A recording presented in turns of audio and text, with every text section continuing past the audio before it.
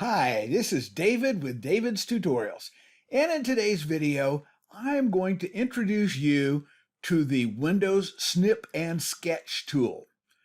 Snip and Sketch tool, meet the viewer. Viewer, meet Snip and Sketch tool.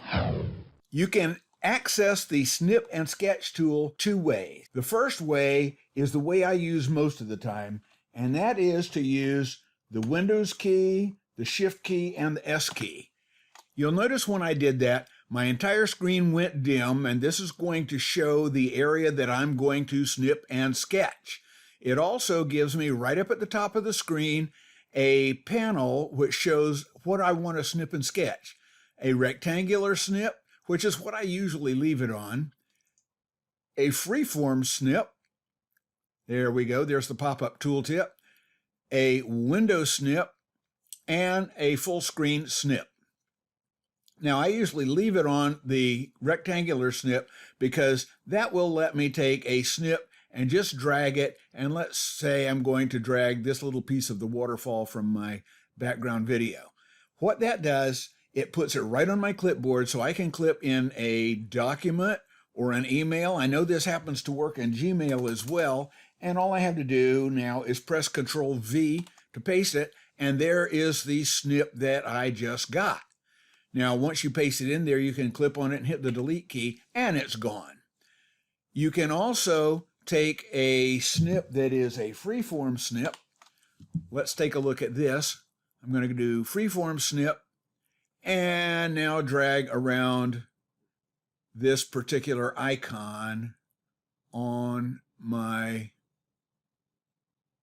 screen. Now, all I have to do is press Control V paste, and there is that icon. And you can see it got around the whole edges right where I drew. I'm going to click on that to select it and press delete, and it's gone.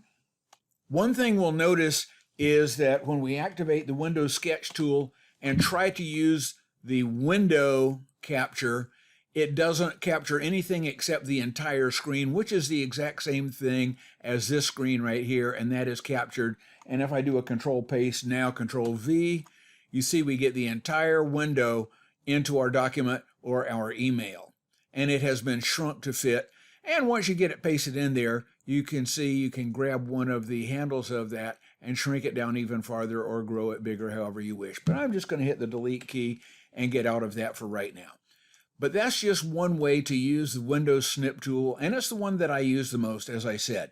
The other way to use the Windows Snip and Sketch tool is when you want to get to the sketch. In this case, you press and release the Windows key, which puts your cursor down in the field, the type here to search field, and you just type in SNIP, and we can see here that we come up with the first best match is the snipping tool, and that's not the one we use, and I'll show you why. I'm going to click on that, and it opens up right here the snipping tool that says it is moving and it will become the Snip and Sketch tool right there. So we're just basically not going to use the snipping tool by itself. Let's do the press and release the Windows key and type in SNIP one more time. And now we're going to hit the down arrow to get the second one, which is Snip and Sketch, and that's the one we want.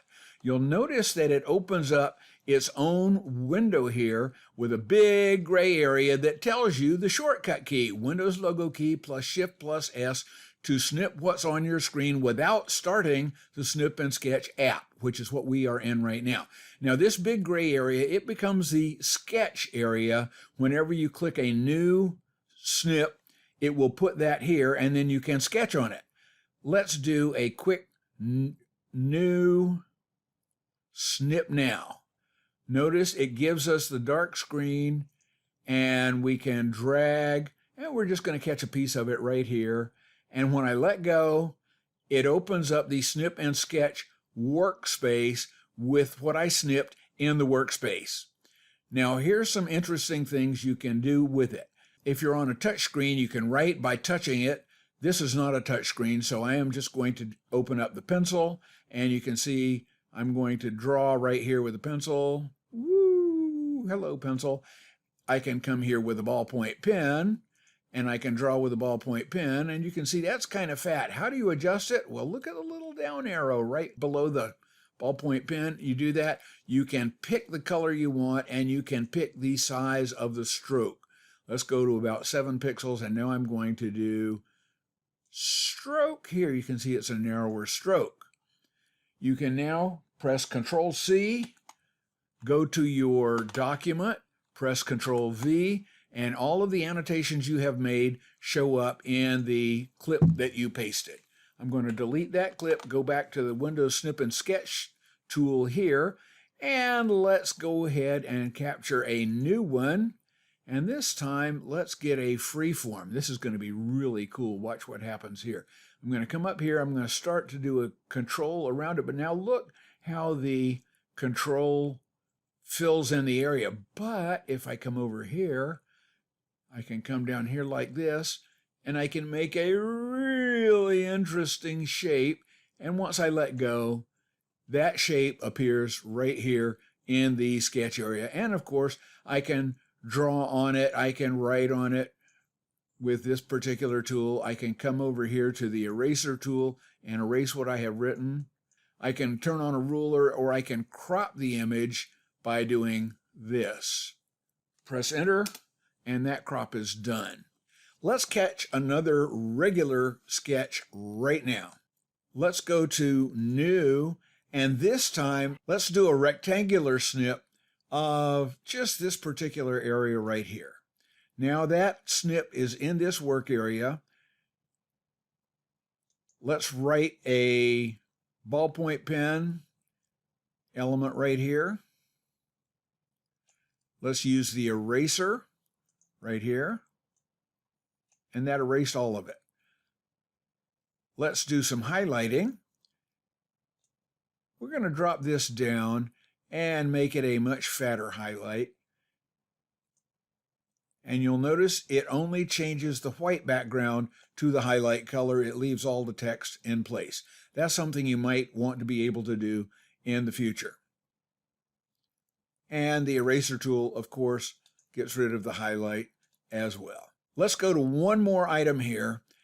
In the 3-dot menu over here on the upper right where it says See More, we're going to go to Settings, and that changes the entire screen to a bunch of settings. I'm going to let you explore what most of these are and do, but I want to just show you this outline. So if I leave it at that, and I come back here to the snip, you'll notice it has that red outline around my snip. Let's go back to Settings. Let's change this outline to blue, and let's make it a lot fatter. And we go back to the snip, and it's got a much fatter blue outline. So if you want to have something, you hit Control C, and I'm going to alternate tab back to my document and do a Control V paste. You'll see it has the outline in it when you paste your snip. So if you want to offset your snip from the rest of your document, for example, if your snip has a lot of white background and you want it to be distinguished from the background in the document, let's click this and delete it, and I'll show you what happens if you do not have this border on it. Let's go back to Settings, let's turn off the border, let's go back to the snip, Control C to copy the snip, alternate tab to get back to the document, Control V to paste it. Now you'll notice all the way out in this area, let me click on that, now you can see the outline of it, but when you're not on it, there's no way to tell that this is part of the snip unless you have that outline, except if you're in Microsoft Word or Microsoft Outlook. I don't know if this works in other areas. Let's go ahead and click this snip to select it, right click on it, click on Style, and the very middle of the bottom row, you click on that, you see it gives it a shadow border around it. And so when you are not on that snip, it stands out from the background of your document or your email. So there you have it, a basic introduction to the Microsoft Snip and Sketch tool that's built into Windows 10. You already have it. It doesn't cost you any more to use it.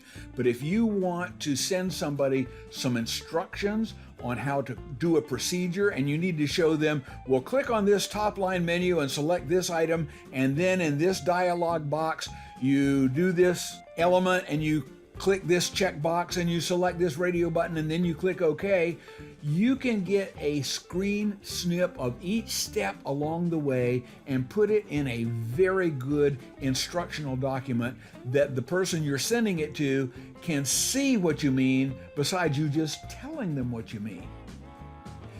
If you think this video has been helpful, please be sure and give us a good old thumbs up there. And if you're already a subscriber, thank you so very much. I appreciate every single subscriber that clicks that subscribe button and then the bell icon. And when you do that, YouTube will let you know the next time we post another great tutorial right here on David's Tutorials. Take care, everybody, and stay safe.